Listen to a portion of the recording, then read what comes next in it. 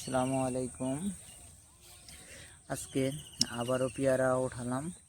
যে দেখতে পাচ্ছেন আমার এই যে মামা হাত দিয়ে পেয়ারা উঠাচ্ছে। যে পেয়ারা দেখতে অনেক সুন্দর এবং মাশাআল্লাহ।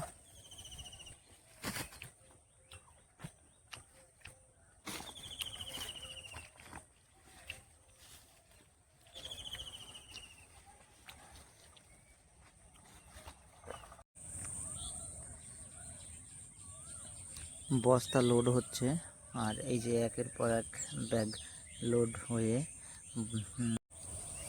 আমি নিজ হাতে আমার এই মামাকে দেখছেন পেয়ারা বস্তা সাজাইয়া দিচ্ছি, যাতে যাতে করে বস্তাতে সুন্দর করে সাজানো হয় এবং এই পেয়ারাগুলো যাতে দাগি না হয়।